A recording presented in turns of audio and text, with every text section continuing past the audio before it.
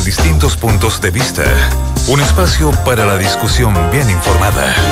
El Mostrador en la clave, con el equipo del Mostrador. Estamos con el Mostrador en la clave. Está Natalia Saavedra y Mirko Macari con nosotros. Buenos días. ¿Qué tal? Buenos días. Más adelante vamos a tener un invitado. Contacto telefónico. Contacto telefónico, eso se llama, contacto telefónico. A ver, se activó de repente todo de nuevo. Hay situación en lo que es el nombramiento de los hermanos Ponce Lerú como asesores en SQM. Está el tema de OAS, que parecía tan raro que estuviera en todas partes. Aquí prácticamente no apareciera nada fuera del famoso avión de Marco Enrique Sominami. Y también hay un montón de otros temas que vamos a conversar más tarde con nuestro invitado. Sí, ¿Por dónde quiere partir? Los hermanos Ponce no estaban muertos, ¿cierto, Natalia? No estaban muertos, así es. Ahora, yo estaba pensando desde que vi esta noticia en la mañana, que se publicó ayer a las 3 de la mañana, cómo finalmente, ¿a quién se le puede imputar aquí, digamos, alguna falta de responsabilidad? No sé si, no quiero usar la palabra coloquial que estoy pensando, digamos, en este minuto, pero un directorio que apruebe de forma unánime, digamos, que los dos controladores de la compañía, incluyendo Julio Ponce, regresen a la empresa con oficinas, como bien señala la tercera, en el 6º piso, digamos, de SQM, en el corazón de la compañía, y donde tenemos a directores como Lawrence Goldberg, que además estuvieron cuestionados, digamos, por el caso de boletas de SQM en la fiscalía. Entonces uno piensa que esto es como una comedia del absurdo. Yo no sé, sigo como un poco incrédula de dónde está la lógica del directorio, además de la experiencia, que es evidente que conocen el negocio, de cómo van a salir a justificar, digamos, este reingreso, digamos, de los Ponce al corazón de la compañía, con todos los esfuerzos que se hizo para que precisamente no tuvieran control sobre las decisiones que se estaban tomando ahí.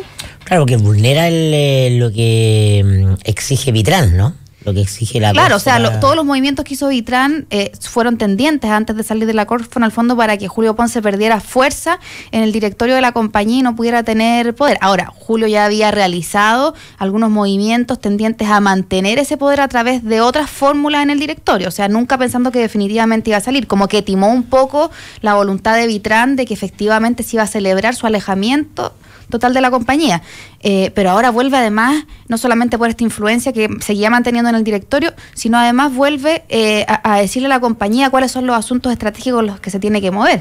Entonces uno ahí queda un poco descolocado de decir qué pensaron los directores.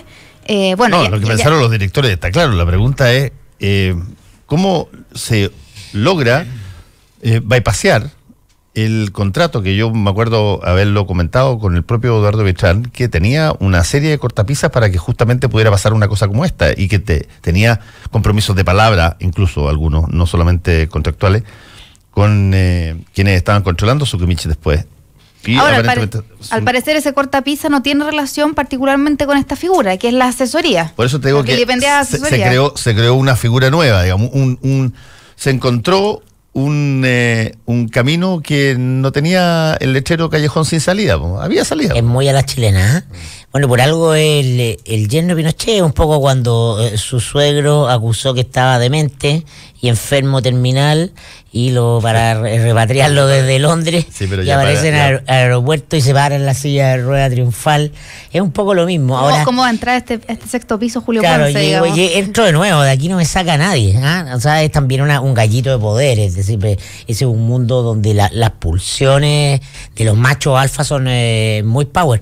Y bueno, lo más interesante es la mirada de corto plazo. Yo no sé quién es el asesor político o comunicacional del directorio, si hay uno o si cada uno tiene, pero lo que... Pero a ver, se conocía quién estaba con... ¿No estaba Imaginación con su SQM? Con Julio Ponce, para la crisis, claro. Sí, con Julio Ponce. Sí, Sokimich, no sé si seguirán, pero claro, es una mirada de corto plazo, porque esto anula completamente todo el discurso de Vitrán y rearma y le da fuerza a todos los que dicen que la única solución política y ética para este tema es la expropiación de de Soquimich. Por cierto, están mirando en el corto plazo porque evidentemente el gobierno de Piñera no va a hacer eso, y esto no se puede hacer sin el consentimiento de un gobierno, pero puede ser un tema fundamental mañana en una campaña política.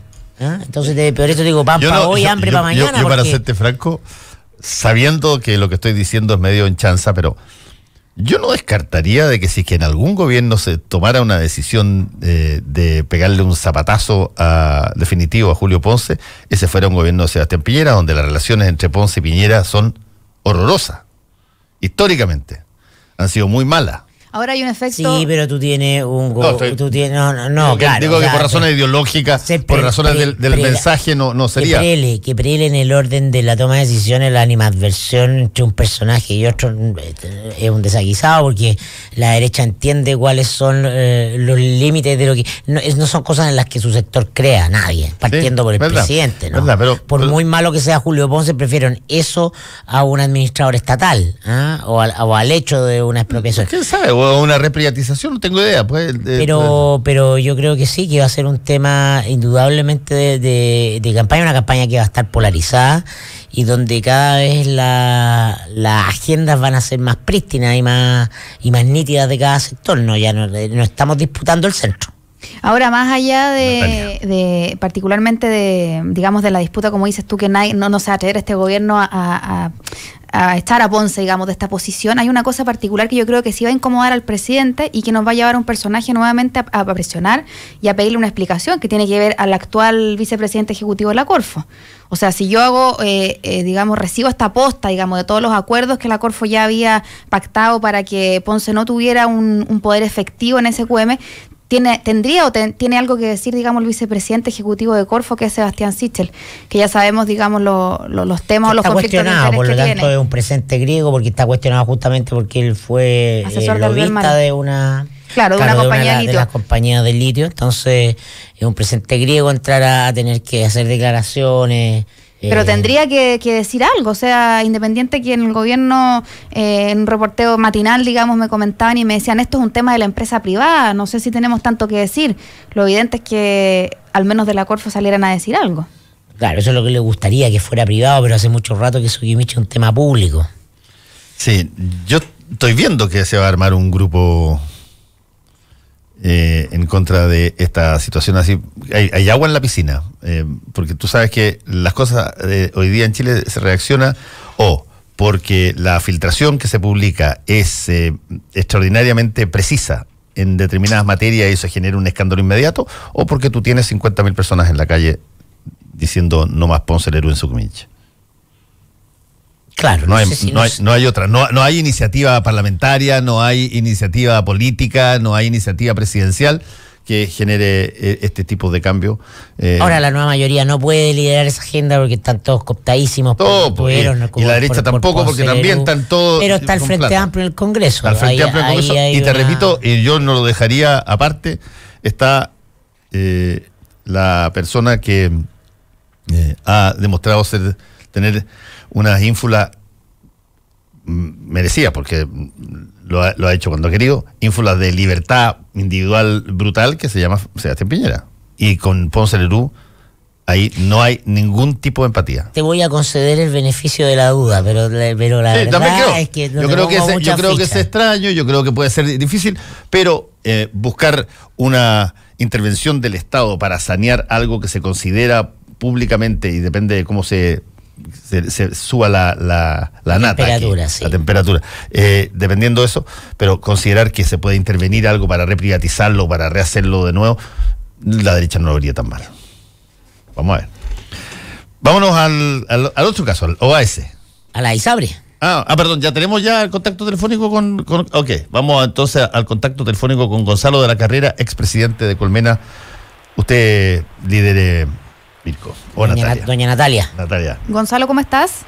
Muy buenos días, ¿cómo están ustedes? Hola, buenos días. Bien, hola, ¿cómo estás? Gonzalo, partir al tiro preguntándote, ayer supimos de nuevas multas, digamos, a las ISAPRES por alguna doble militancia de los gerentes de la compañía en este caso, pero yo creo que el caso, más allá de las multas, lo que nos hace preguntarnos es hasta cuándo el sistema de ISAPRES va a seguir haciendo agua, si es la palabra correcta, va a resistir, digamos, los diferentes embates que está teniendo desde diferentes iniciativas. Bueno, yo creo, mire, yo hace 3 años, cuando dejé de presidir Colmena, le hicimos una propuesta al superintendente de salud que estaba en ese momento liderando la posible reforma, y que era topar las utilidades de las ISAPRES como se hace, por ejemplo, con el gas, porque efectivamente hay un tema de sustentabilidad de los resultados de las ISAPRES. Si las ISAPRES quieren ser sustentables, tienen que volver a recuperar la confianza de los afiliados, y en ese sentido poner un tope de las utilidades a mí me parece una medida adecuada, porque de alguna manera quita el manto de duda sobre qué tan legítimas son las alzas de precios. Si las alzas de precios no pueden ser de medida, en el sentido de que en el momento que llegaran a exceder ese tope de utilidades tendrían que devolver los dineros a los afiliados, las personas sacarían de su cabeza inmediatamente que las alzas de precios se justifican solo para enriquecer a los accionistas de las ISAPRES, sino que solamente para recuperar el alza en los costos implícitos. En ese sentido, en ese minuto, el directorio Colmena sí me apoyaba, no sé si habrán cambiado de opinión hoy día, pero el resto de las ISAPRES tampoco lo acogió el superintendente Pavlovich. Y yo creo que esa sería una medida que pondría un tope y un fin a este tema, porque en el fondo no tendría sentido para ningún ISAPRE subir los precios más allá de lo necesario, que es para recuperar el alza en los costos, porque tendrían que devolver el exceso del alza. Y en ese sentido no sé si la reforma que viene contempla una cosa como esa o no. Sí, por eso la pregunta un poco más política es cuánta conciencia tiene la industria de que su lógica exclusivamente de mercado, de MBA de los 90 está poniendo en riesgo su legitimidad social cada vez más, y que se encuentra, independiente de la conversación técnica, en términos de muy mala reputación e imagen ante los usuarios y ante el país, y que eso tarde o temprano tiene un costo político. Bueno, yo estoy súper de acuerdo que todas las industrias tienen que operar en base a ser sustentables en el largo plazo y tener una muy buena relación con el ambiente en que operan, y por lo tanto esto que te hablo para ISAPRES también es válido para concesionarias de carretera con TAC, por ejemplo.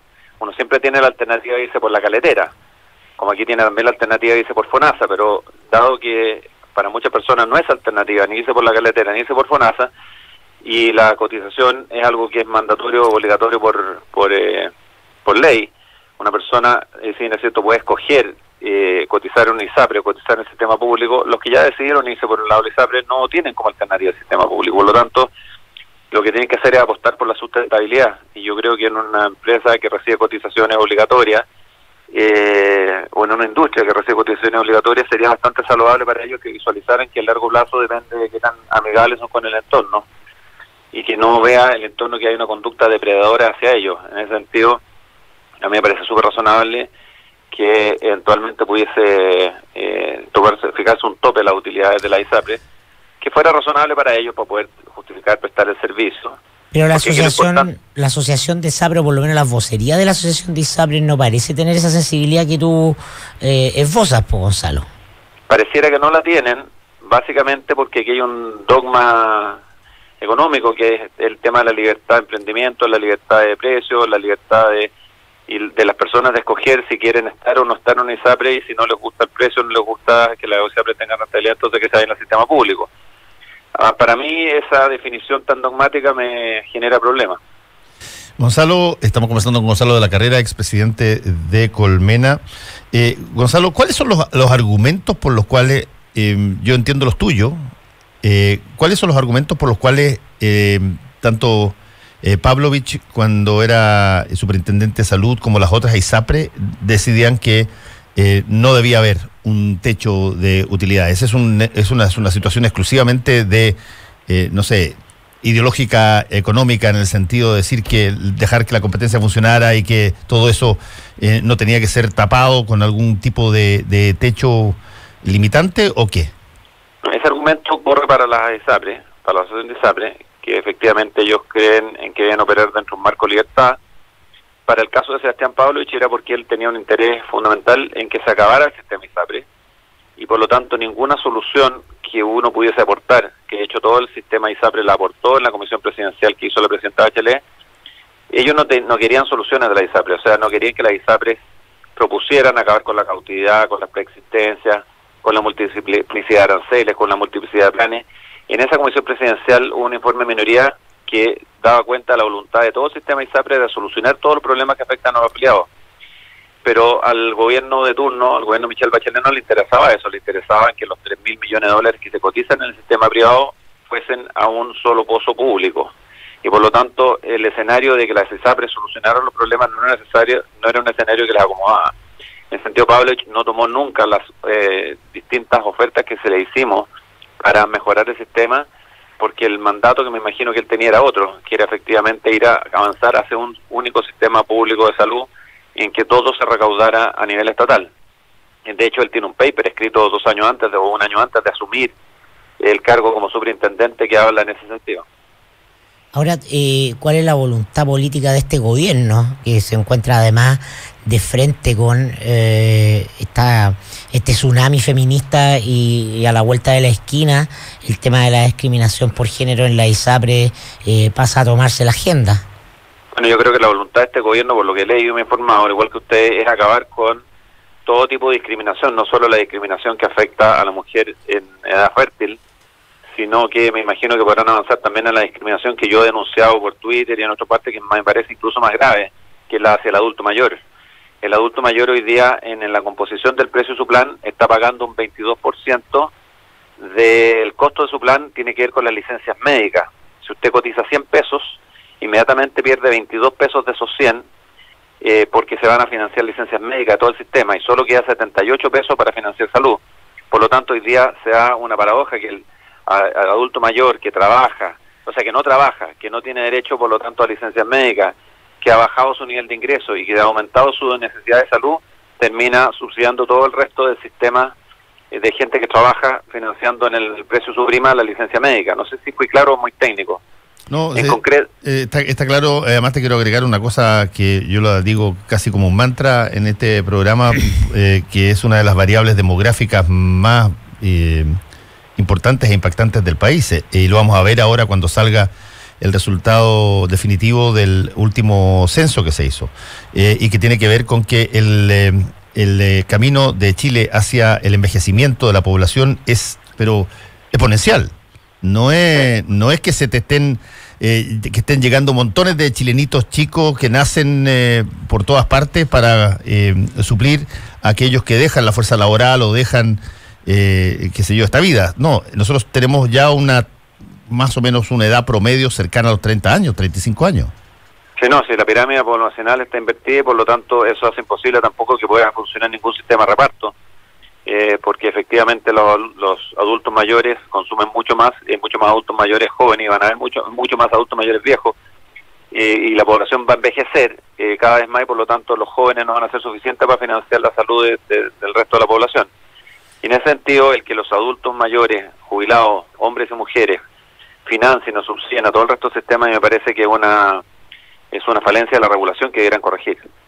Gonzalo, ¿cómo se evita que el sistema, al nivelar los planes, se vuelva en una serie de planes, digamos un plan desde un plan universal que cueste, no sé, 19.990, pero que finalmente las clínicas y todos los operadores hagan su negocio a través de seguros encubiertos? Es decir, yo como mujer pago un plan básico o como familia pago un plan básico, pero finalmente el margen del negocio lo sacan todos los operadores a través de seguros complementarios. ¿Cómo se puede evitar? Porque es un incentivo súper macabro al final. Bueno, resulta que la salud es un tema que no está resuelto en ninguna parte del mundo, ni siquiera en Chile. En Estados Unidos se invierte cerca del 18% del PIB, en Chile, incluyendo el gasto de subsidio, se invierte el 6%, o sea, estamos muy lejos, y la demanda por salud es exponencial. Por lo tanto, uno no puede evitar que las personas naturalmente, en su condición libre, quieran por sobre un plan único para todo el país, quiere sobreasegurarse o quiere contratar más seguro. Eso está en la conducta natural de cada ser humano, de querer hacer lo que quiere con respecto a su expectativa de seguridad, respecto al drama que puede significar una enfermedad de alto riesgo que deje en ruina a toda su familia. O sea, en ese sentido, yo creo que las personas actúan libremente. Si aquí el tema es la cotización del 7%, ¿cómo es mejor utilizada o cómo es mejor resguardada la salud de los chilenos con ese 7%? Pero yo no creo que sea resorte del Estado interferir en qué hace una persona con el resto, que no es obligatorio por cotización. Si una persona quiere invertir un 30% de sus ingresos sobre asegurarse en salud, es una decisión totalmente individual de cada persona. Y en ese sentido las compañías de seguro harán su negocio. Sí, pero, o sea, supongo que lo que la Natalia quiere, o hacia donde lo lleva esta conversación, es a la pregunta porque vivimos en sociedad, entonces hay un componente de tu vida que es solo, que es como individuo, con quien tú libremente te asocias, y hay otro que tiene que ver con lo colectivo, o sea, las cargas en todo ámbito de cosas deberían también mezclarse en una ecuación de aquello, una ecuación virtuosa, equilibrada. Pero lo colectivo estará financiado por el 7% y un único universal que dé garantía a todo el mundo de que no hay aquí asimetrías de información, de que el plan es comparable, de que todo el mundo puede acceder al mismo plan. Ahí se acaban las restricciones de que una persona pueda cambiarse de plan o cambiarse de ISAPRE teniendo o no teniendo preexistencia. Eso es un piso básico mínimo que hoy día no existe y que yo creo que con la nueva reforma va a existir. Pero de ahí que haga la persona en su plena libertad de hacer con su dinero es cosa individual. O sea, el Estado no puede regular la libertad de las personas de elegir qué creen que es mejor para sus vidas. O sea, por lo menos en ese modelo de esos... De hecho, lo hace en varias instancias, lo hace. Por ejemplo, a mí me obliga el Estado, como a ti también, a usar cinturón de seguridad mientras tú estás manejando, y es una protección que el Estado tiene contra ti mismo. Desde ese punto de vista hay montones de instancias donde el Estado te obliga justamente a que tú no ejerzas tu libertad. Como por ejemplo, el cigarrillo, o no sé, el humo y todo el... Lógico. Bueno, efectivamente hay gente que quisiéramos ser mucho más liberales de lo que el Estado nos permite. Pero yo creo en una sociedad de libertades, no creo en una sociedad de restricciones. No, ahora, Gonzalo, perdona, lo que yo apuntaba... Ahora, yo creo en la sociedad de la empatía, porque ayer justamente leía una nota en redes sociales sobre la exposición que hacía una directora del sistema de empresas B en uno de estos círculos de ICARE, no me acuerdo cuál, del de innovación. Parece que ella hablaba de la necesidad de las empresas hoy día de empatizar, y definía empatizar como la capacidad emocional de un individuo y de una organización de ponerse en el lugar del otro. Y entonces buena parte del déficit del discurso ultraliberal en Chile es que ideológicamente solo se busca contraponerse con el estatismo, pero estamos en un estadio de desarrollo de la humanidad donde ambas categorías son parte de las contradicciones del siglo XX, y lo nuevo tiene que ver con una redefinición de lo colectivo, no como el Estado, sino como rearticular la comunidad resguardando los espacios de conquista de libertades individuales que hemos tenido. Entonces, bueno, ahí no estamos saliendo del tema de la ISAPRE, estamos entrando en un tema mucho más profundo. Es donde tú dijiste, yo creo en una sociedad de libertades. Entonces es interesante la conversación acerca de la matriz liberal, justamente porque creo que estamos en un mundo donde hay que reconversar esas cosas. O sea, estamos en el 21, no en el 20. Ya la dicotomía Estado-mercado creo que es parte del déficit de la conversación de la élite política en Chile, y estos temas de políticas públicas chocan contra esa pared porque no hay más herramientas en la caja para conversar. Bueno, pero en el caso de lo que a usted les interesaba y que me preguntaban, yo sí apuesto por una sustentabilidad, y sí apuesto porque hay una solidaridad implícita en el sistema, y sí apuesto porque se acaban la preexistencia, y para que se acaba la asimetría de información, y porque hay un plan único. Sí apuesto por todas esas mejoras porque ya es un tremendo avance. Ahora, respecto a la sociedad colectiva o a la sustentabilidad, yo estoy de acuerdo en lo que es sustentabilidad y en lo que es trabajar en un entorno donde las empresas puedan desarrollarse en un marco de respeto hacia el consumidor y hacia las normativas, pero siempre y cuando entre un marco de libertad. No creo en la solidaridad colectiva, no creo. Yo creo que la solidaridad es individual. Yo creo que cuando la solidaridad es colectiva se hace a través del sistema de impuestos, no se hace a través de imposiciones. Y yo creo que si queremos tener una sociedad más justa, el tema es que los impuestos que se recauden, ¿no es cierto?, a quienes más ingresos tienen y no sean a quienes menos lo tienen, y que se distribuyan bien. Pero eso es toda una discusión mucho más larga. Yo creo que aquí hay un tema de asignación de recursos y que las personas que más generan, más paguen. Me parece en ese sentido, pero esa es una discusión mucho más amplia. En el tema que ustedes me preguntaban de la ISAPRE, yo creo que si las ISAPRE se toparan sus utilidades, no tendrían ningún incentivo para subir sus precios más allá de lo que suben sus costos. Mantendrían una utilidad razonable y tendríamos oportunidad de acceso. En la salud, la oportunidad de acceso es todo. Hoy día en el sistema público no hay oportunidad de acceso, y esa es la mayor discriminación que puede haber. Cuando una persona tiene que pararse en una cola por años y se muere esperando en una cola, de qué libertad o de qué oportunidad me están hablando. Por supuesto. Entonces yo creo que lo más importante ahora es resolver las inequidades del sistema de la ISAPRE, pero paralelamente, uno puede caminar y mascar chicle a la vez, paralelamente hay que solucionar el sistema público de salud en forma urgente. Y yo me atrevo a pensar o a soñar en un sistema público mucho más parecido al sistema privado, que en un sistema privado retrocediendo a lo que es un sistema público. O sea, la invitación que yo haría a las autoridades es reformemos el sistema público de salud de tal manera que la oportunidad de acceso sea un bien apreciado y posible para todos los chilenos, independientes de su condición económica o de su condición social. Déjame hacerte una pregunta política. ¿Quién ronca en la asociación de ISAPRE? ¿Quién ronca? Claro, ¿quién manda? Yo me fui, o sea, cuando yo era presidente... Pero debe estar informado, por eso hoy día... Cuando yo fui presidente de Colmena me retiré de la asociación de ISAPRE. Retiramos Colmena básicamente porque no estábamos de acuerdo con este status quo de querer mantener la situación permanente para siempre. Pero dentro de la comisión presidencial, 2 años más tarde, el resto de las ISAPRES, que están bajo el alero de la asociación de ISAPRES, estuvieron dispuestos a modificar todas aquellas cosas o falencias del sistema que perjudicaban de alguna manera a los afiliados.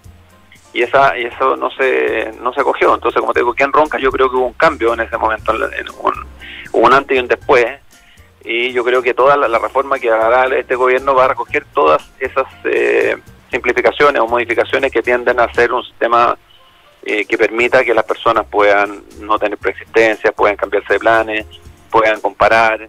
En definitiva, yo creo que vamos a ver una reforma al sistema ISAPRE que va a resolver todos los problemas que hoy día le afectan, salvo el tema que yo estoy mencionando del adulto mayor, que no lo he visto, o por lo menos no lo he escuchado dentro de la discusión pública de ninguno de los expertos. Se ha privilegiado, claro, la infancia, en realidad. No, se ha privilegiado a la mujer en edad fértil, que me parece bien. Tú estás hablando en el tema directamente del ISAPRE, sí. Sí, pero a mí me parece de una justicia enorme que los afiliados jubilados de los sistemas, hombres y mujeres, puedan ver reducidos sus planes en cerca de 20-22%. Ahora esa reducción alguien la paga. También en la inequidad con la mujer en edad fértil alguien la paga, y eso va a requerir de subsidios cruzados. Y ahí es cuando vamos a ver si opera la solidaridad o no, porque cuando todo el mundo quiere que el resto sea solidario, pero jamás que la solidaridad provenga del bolsillo de uno. Y eso va a requerir de que los adultos jóvenes sanos financien a todo el resto del sistema. Y el riesgo de eso es que si lo que se les pide financiar es demasiado grande, y va a ser demasiado grande, va a significar que esa gente va a preferir migrar a FONASA, generando una tremenda presión adicional en FONASA. Y es un tema que tienen que sensibilizar y tienen que calcular bien. Porque si el subsidio cruzado es demasiado alto, un joven podría sentirse, una persona joven sana podría sentirse tentado a irse a FONASA. Queremos agradecer a Gonzalo de la Carrera, expresidente de Colmena, por este contacto. Que te vaya muy bien, Gonzalo. Muchas gracias, Fernando. Chao. Muchas gracias a todos ustedes. Adiós. Gracias. Chao. Volvemos. Hora clave. 9 de la mañana, en punto. 92.9. Somos como tú. Somos la clave. Los que sabemos de café, conocemos el secreto. Hace más de 75 años que en Cabrales buscamos en las plantaciones los mejores granos para darte el mejor café como a vos te gusta. Tostado por manos expertas, de exquisito aroma y sabor y en todas las variedades. Cabrales es ideal para disfrutar en todo momento y lugar. Cabrales significa buen café. Encuéntranos en los mejores hoteles, restaurantes, cafeterías y supermercados del país. Pedí una demostración en cafecabrales.cl y descubrí por qué somos el café número 1 de la Argentina. Cabrales, dedicados al café. Para hacer un buen negocio, necesita ser un gran anfitrión. Para organizar un seminario productivo, debe elegir el lugar correcto. Visite Hotel Los Nogales y compruebe que superaremos sus expectativas. 5 salones de hasta 300 personas con equipos audiovisuales, estacionamiento y Wi-Fi de alta calidad. Cotice en hotelnogales.cl o al 223-356958. A 2 cuadras del Metro Estación Los Leones. Hotel Nogales, Los Nogales 741 Providencia. Y ahora se sube al escenario a recibir el premio a la más buenísima para llegar a jugar con los niños. Redoble de tambores. El premio va para Belén Orellana. ¿Y sabes para qué también es buenísima ella? Para tomar Manantial. Y cuando lo hace porque tiene el auténtico sabor del agua. Y es buenísima, porque es la única agua chilena premiada con el Superior Taste Award 2017. Y es buenísima, porque la puedes tener en tu casa u oficina. Pídela en manantial.com.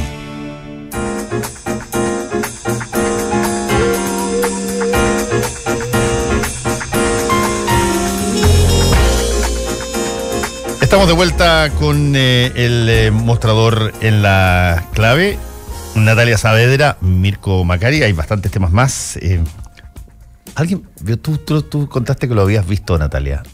El momento que es bien impactante en que se le pide a Alex Smith, el genio cibernético de la división de inteligencia de Carabineros de Bruno Villalobos, que haga un determinado tipo de mensaje para probar su software y no puede. Claro, a mí me dio un poco de ese pudor que uno tiene que cambiar, esa vergüenza ajena que uno dice, por favor, quiero ayudarlo, quiero que Alex Smith tenga internet, porque su justificación fue que en el fondo la señal en la sala era muy mala, entonces que la próxima vez él iba a traer su internet móvil.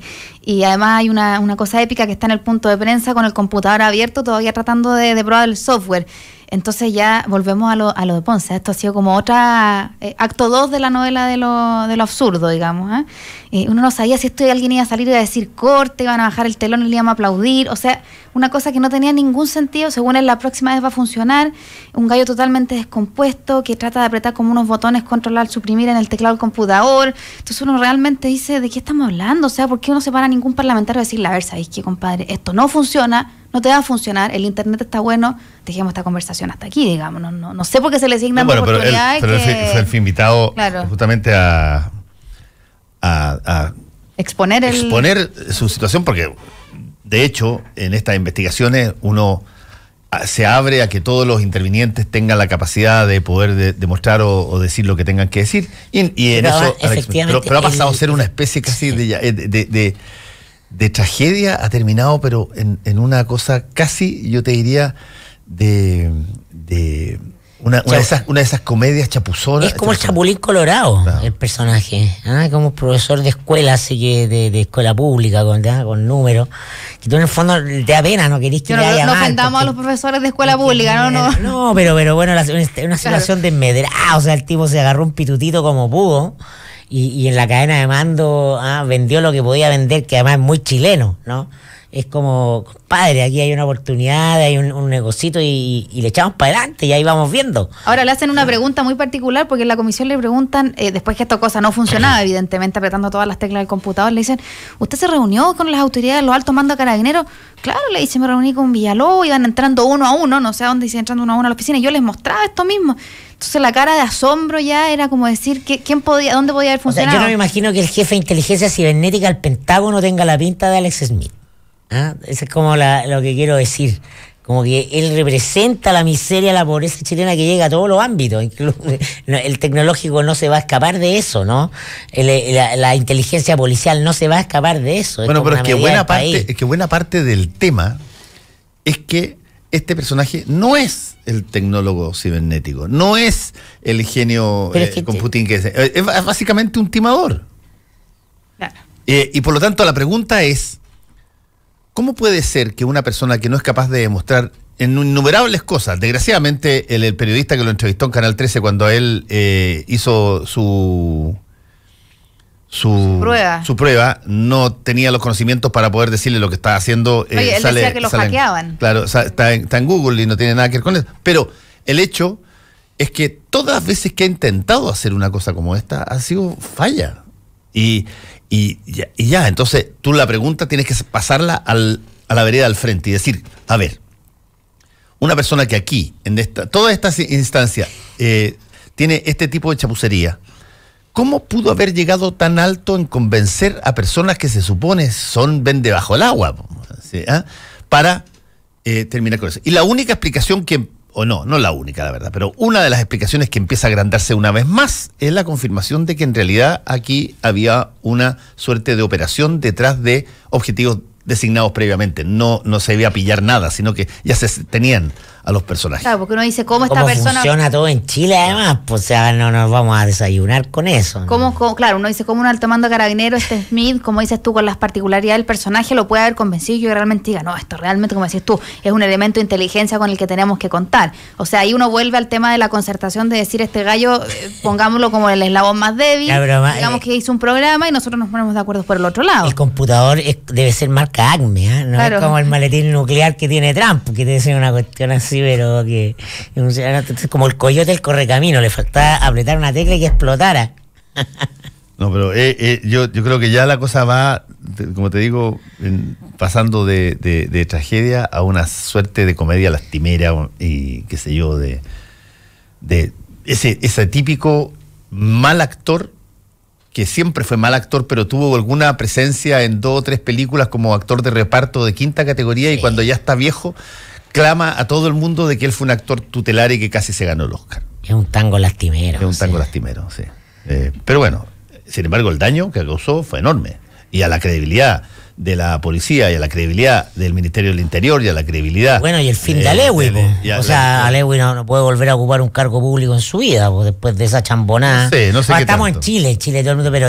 O sea, si te compráis, si eres la autoridad respetada del gobierno, en materia de seguridad, de control, todo el poder radica en ti, tú eres el Estado, el poder paralelo, y te compráis rompehuevos los pacos, no, por favor, retírate. No, pero está bien, pero yo el único beneficio de la duda que tengo con Alewi es que la forma de negociar de los gobiernos, de los ministerios interiores con los carabineros casi siempre ha sido así, donde tú le otorgas buena fe a los directores. Sigamos en su desarrollo exitoso y no cobremos responsabilidades políticas entonces. No, pues, yo creo que puede tener la responsabilidad política, pero te estoy diciendo cómo pasó, si eso...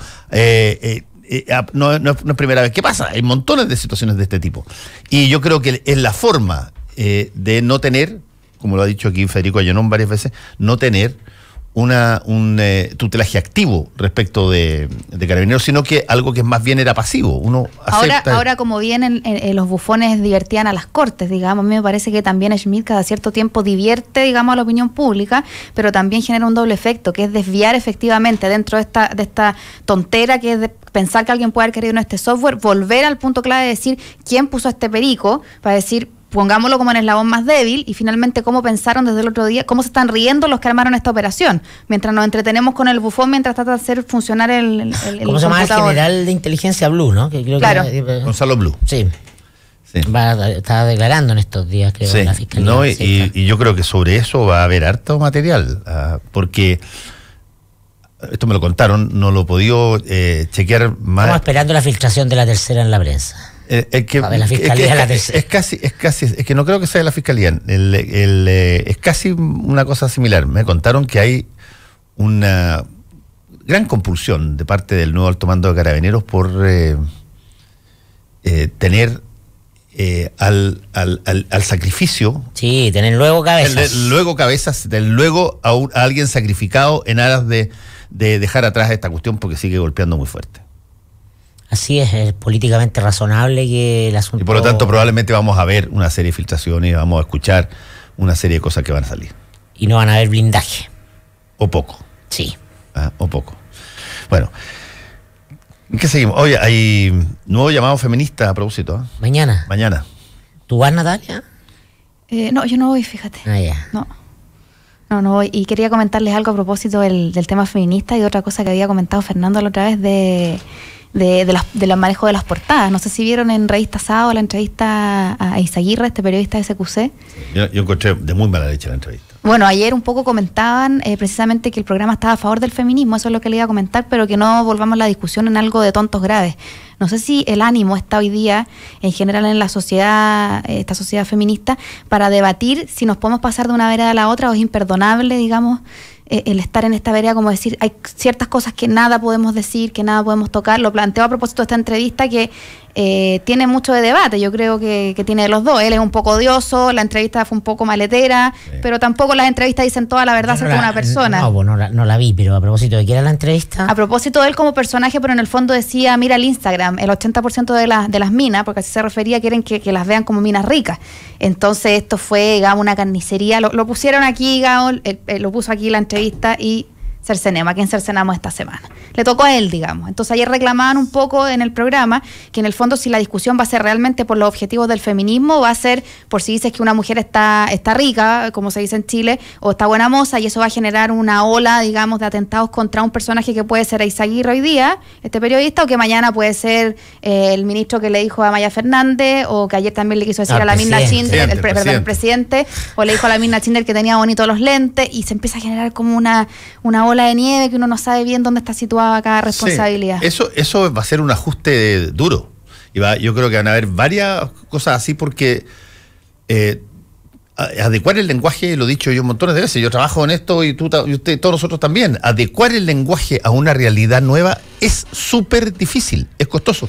Es un ejercicio... Cambia la subjetividad, claro, es un ejercicio que va a requerir tener durante un tiempo una suerte de continencia en decir un montón de cosas. Y eso va a molestar a un montón de gente. ¿Por qué tengo que decir, si la niña viene con minifalda y viene pintarrajeada, por qué razón no voy a creer que está pintada así para que la aprecien? Porque no se lo puedo decir. Sí, y va a haber montones de instancias de ese tipo. En el caso de lo de Sebastián Eizaguirre, yo encontré un poquito mala leche la entrevista. Entiendo que hizo un montón de otras cosas, pero creo que refleja un poco lo que va a pasar, que tú vas a tener va a existir durante un tiempo un pic de atención absolutamente dedicada, con agujas, así como clavando un coleóptero a cada cosa que tú digas, cómo lo digas, dónde lo digas, hasta que este asunto se asente en algo, en un mínimo consenso en términos del lenguaje. Como dicen los viejos micreros, estamos en rodaje. Entonces se está reajustando el sentido común, el timing. Y mientras eso no ocurra, porque además es un proceso cultural, eso no ocurre en una o dos semanas. Vamos a estar en esta suerte, en una década, en esta suerte de caos, porque están los grupos que quieren llevar el asunto hacia un deber ser, hacia un ideal. Están los que reaccionan con miedo a eso. Sí, claro. Y entonces estamos en el interregno, estamos en la tensión de que eso todavía no está definido. Y estamos en una serie de situaciones que uno se cuelga para tratar de llevar agua a su molino, digamos. Están una cantidad brutal de noticias falsas que están surgiendo sobre situaciones que habían pasado con mujeres en otras partes del mundo. De hecho, creo que hay una que escribe en el mostrador, esta señora Marinovich. Escribió. Bueno, que se compró una cuenta parodia y la retuiteó y qué sé yo. Tú necesitas hoy día, mucho más por el bando más reaccionario, digamos, pero tú necesitas hoy día buscar formas que te refuercen la resistencia. Información que refuerce la resistencia. Yo me preguntaba en lo coloquial, el otro día caminando por el centro me preguntaba en lo coloquial cuándo el movimiento feminista se va a ir a amarrar al café Haití, digamos.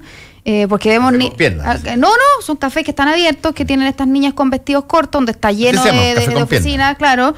Y yo digo, esto también al parecer debería violentar a la exhibición del cuerpo. Entonces yo, sabes que como mujer me confundo. ¿Por qué me confundo? Porque no sé quién finalmente va a determinar qué es lo correcto y lo incorrecto. Si tú me decís que el gerente general te diga, como ayer decía una ejecutiva en la segunda, que le decía perrita a la secretaria, sí, está mal, fuera de lugar. Totalmente fuera de lugar. Pero si dice chanchita. Claro, pero si tú me preguntas si a través del Instagram, por ejemplo, las mujeres no buscan sentirse validadas porque les gusta mostrar su cuerpo, no para que las violen, no para que les digan cosas asquerosas, no para eso, digamos, yo te diría sí, la red efectivamente también tiene una cosa voyerista de exhibición. No, ¿y por qué la vanidad va a ser el monopolio, no sé, ¿de qué? De los de la hombres. moral, ¿no? claro, también es como... La vanidad existe como sentimiento y existe el deseo de ser apreciado, existe el deseo de ser, incluso tú buscas respeto por la vía o buscas reconocimiento por la vía de ser apreciado. Y la era digital te lo potencia. Ahora, la forma en que esa apreciación es materializada, bueno, ese es el punto. Hay una solución intermedia entre el cambio cultural total y este comienzo que se da en montones de países del mundo, que se llama lo políticamente correcto, en que tú convengas en una serie de formas donde no dices nada o ajustas todo. Y dentro de eso están los ajustes del lenguaje para el todas, todes. Está por ejemplo, cambios que son razonables. Pueden parecerte razonables porque de alguna manera trae además una identificación de origen. Cuando a ti dejas de hablar de negros en Estados Unidos y empiezas a hablar de afroamericanos o empiezas a hablar de otro tipo de situaciones con una palabra neutra que grafique un poco la situación de la que se origina el problema. Pero eso significa incorporar todo un nuevo lenguaje y un nuevo diccionario. Ahora yo creo que esto tiene que ver un poco también con todo lo que adorna el debate, porque a mí me violenta mucho más el otro día que veíamos la cantidad de carabineras que habían sido desvinculadas con fuero maternal. Eso me violenta. Me violenta tanto el que alguien muestre su cuerpo a través de una red social, si es una mujer adulta, no. Me violenta que a una niña pequeña que no sabe defenderse, una persona la piropee, me molesta. Yo como mujer de 34 años me sé defender y sé marcar los límites. Ahora lo que me da miedo de Chile es que parece pero que... no deberías tener que defenderte. Yo creo que en ese sentido está bien la lucha de la feminista. No debe, claro. Claro, no hay que asumir que tú vas a... Lo que pasa es que lo que digo es que no todo me violenta. Si alguien me dice que guapa estás, no me violenta. Incluso si me lo dice un gerente de una empresa, porque yo lo voy a saber decir, no corresponde. Yo no soy tu amiga. Soy una periodista y tú tienes que mantener distancia. Y me ha tocado. Una vez a un gallo le tuve que decir, usted sabe, yo mucho más joven, usted sabe que yo podría ser su nieta, ¿cierto? Y hasta ahí quedó. Claro, yo en ese momento tenía las armas para defenderme. El tema, lo que pasa es que lo que da miedo en Chile es que parece que nunca sabemos lo que es políticamente correcto.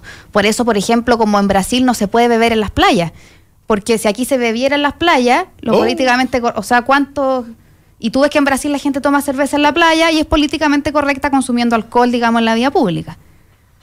Claro, es como una sociedad que se organiza en torno a la restricción, a la prohibición. Que debe tener un ADN muy claro. relacionado Ahora, con la dictadura y con toda la... Lo que yo creo que debiera ser interesante... Un poquito más profundo, estoy de acuerdo contigo. Lo que deberían hacer sugiero un reportaje.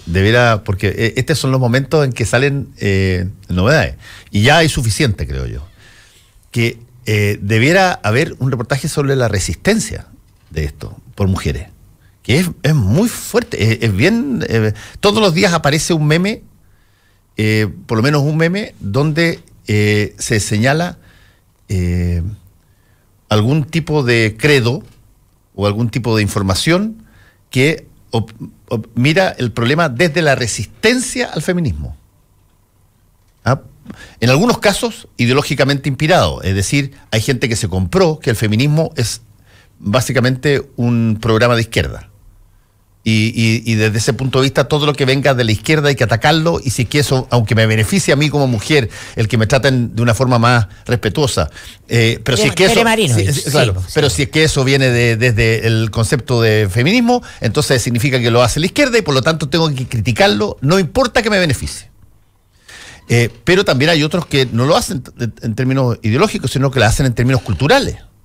Oye, estas cosas son así, yo no tengo nada contra los hombres, yo no tengo nada contra esto, yo no tengo nada contra esta otra, no me importa a mí que me digan las cosas si me las dicen cuando corresponde, no soy feminista. Es un momento interesante para ver es que es una situación cómo perversa. Resiste el cambio un grupo tan específico. No, o sea, en Chile los grupos reaccionarios siempre son mayoritarios y por eso que cuesta tanto hacer cambios en todo tipo de cosas, porque efectivamente son minorías las que están concientizadas y se organizan en torno a un discurso y responden sanamente, creo yo, a la construcción de un marco conceptual o ideológico, porque lo ideológico no es malo, la dictadura nos convenció que las ideologías son malas. Entonces, ese es el problema en Chile, ¿no? Se ha construido un sentido común muy mediocre, muy poco intelectualizado, muy poco conectado con las conversaciones del mundo global, y por eso que acá las cosas pasan rápidamente a la irracionalidad, a la pulsión, al atavismo. Y a la ridiculización. Porque eso agrupa, y a la ridiculización porque naturalmente es una sociedad reaccionaria, reactiva a los cambios que va trazada y que ha sido construida a imagen y semejanza de los matinales de televisión. Entonces no tiene ninguna capacidad de reflexión crítica ni de conversar ni nada, y por eso que tú armas una contracampaña del terror para una elección y podéis ganar, y por eso ganáis con Chilezuela. Pero entonces asumamos que el problema de fondo es que la sociedad chilena fue desprovista de los instrumentos pedagógicos para conversar, para debatir, para deliberar. No se redujo la democracia al acto electoral, y por eso que nos cuesta tanto y nos conflictúa cuando un grupo, una vanguardia, instala una conversación distinta para hacer una transformación en la sociedad, y por eso que en buena hora, y yo celebro la radicalidad, y celebro las pechugas al aire, y celebro la capacidad de provocar que hay en esas chicas subidas arriba de la estatua de Boitila, porque en Chile desgraciadamente no fuimos desprovistos deliberadamente de la capacidad de conversar racionalmente sobre lo político. Lo político fue encapsulado en un congreso allá en Valparaíso, está reducido a las páginas de política, y un grupo de especialistas, y entonces cada uno se preocupa de su vida, y la política es una cuestión accesoria de la que solo se tiene que ocupar 2 meses antes de la elección cada 4 años. Sí, hay un concepto en psicología social que no es muy conocido. De hecho, creo que lo creamos Ignacio Rivadeneira y yo para una prueba en Estados Unidos, que en inglés le pusimos the pulling effect, que es el efecto de tirar algo, y que consiste básicamente en cuando tú quieres llevar un tema, o casi todos los cambios sociales, tú los quieres llevar a un tema, quieres sacarlo del lugar donde está, que es el statu quo, y lo quieres sacar rápido hacia otro lado. Lo que tú normalmente haces es generar un tirón hacia el lado más extremo alternativo posible, que te va a generar una visibilidad muy grande, te va a hacer que tú salgas muy grande y pones un extremo, pues las niñas con las pechugas al aire frente a la estatua de Juan Pablo II, ya, y tiras un jaleo, jalas para allá. Y lo que termina pasando, si es que eso se mantiene, es que si es que es lógico y racional el cambio, tú vas a ver que un montón de personas van a seguir la dirección del movimiento, pero no van a llegar al extremo, sino que van a estar en un punto intermedio. Es, por ejemplo, lo que pasó en términos de concepto entre las personas que hablaban de gobierno militar, hablaban de pronunciamiento y de golpe de Estado, y que finalmente tú terminaste muchas personas diciendo el 11. Ahora mi duda... O las personas que te decían dictadura. Tú tirabas fuerte para allá y hablabas de dictadura o tiranía, y las otras personas... el gobierno autoritario. El gobierno autoritario, exactamente. Y ahí tienes un intermedio. Y aquí tú tienes en estos movimientos situaciones de efecto de tirar la cuerda muy fuerte hacia un lado, y lo que probablemente más va a pasar es que se te va a trasladar, porque es lógico el cambio, grandes masas hacia un intermedio, hacia una situación donde ni sean tan extremos. Lo importante es la dirección del viento. Lo importante es que el grupo que lidera la dirección del viento dice, el viento va para allá. Y por eso que pasa lo que dice Natalia con el presidente, y esto sí es políticamente relevante, porque el presidente no va en la dirección del viento. En su lenguaje. Como una veleta. Eso es lo complejo. No, y da lo mismo, porque y da lo mismo la persona tienen... de Piñera, es la institución presidencial. Él no captura. Bueno, porque esto tiene efectos de ensayo y error. Esto tiene efectos de ensayo y error. Y tiene cachetazo que te ordena y que te vuelves a la calle principal. Pero mientras más tú tienes un ejemplo, un polo que tira con una fuerza extrema por un lado, y tienes otra que tira por el otro, tú puedes conseguir de que se avance en la dirección correcta mucho más hacia Yo creo una que tienes posición toda la intermedia. razón respecto a eso y al quiebre que se tiene que generar para mover, como dice Mirko, el statu quo. Pero también, y si lo miramos respecto al movimiento estudiantil, que pasó lo mismo, digamos, un remesón de decir, movamos y tiremos, como dices tú, hagamos el pooling de tirar esto y quebrar este statu quo, habían dirigentes en ese minuto que tuvieron y sí existió cierta racionalidad para decir, listo, movimos ahora, remecimos, pero ahora tenemos que discutir lo concreto. Es decir, cómo esto se traduce en el papel, cómo hacemos un cambio ahora que quede por escrito. O sea, efectivamente el cambio como mujeres es que se diga todes y todes, compañeres, o efectivamente es que se firme la paridad de mujeres gerentes en las empresas públicas. O todas. O de ministras. O claro. ambas. Claro. ¿Entiendes tú? Entonces yo digo ahora lo que sería bueno, muy positivo para este movimiento que ha tenido este gran arrojo, sería que líderes de este movimiento tomen la bandera de decir, discutamos racionalmente esto para que los cambios se ejecuten y no nos quedemos en esta cosa de, como dices tú, que las conservadoras no les parece porque creen que esto es de izquierda, porque creen que esto es aborto libre y eso les da miedo, porque las mujeres que se sienten incluidas les da miedo que las vapuleen, digamos, o las linchen por decir algo distinto. Que las mujeres tomen el liderazgo ahora y vayan a debatir lo concreto. No puedo ¿Qué estar cambios más en quiero? desacuerdo contigo, Natalia, porque eso es pedirle pera al olmo, ¿no? Es la contraesencia de lo que es un movimiento cultural. No es una demanda sindical. Sí, está bien, está bien. Pero lo que te estoy diciendo yo es que para ver cambios concretos no podemos quedarnos siempre en lo etéreo.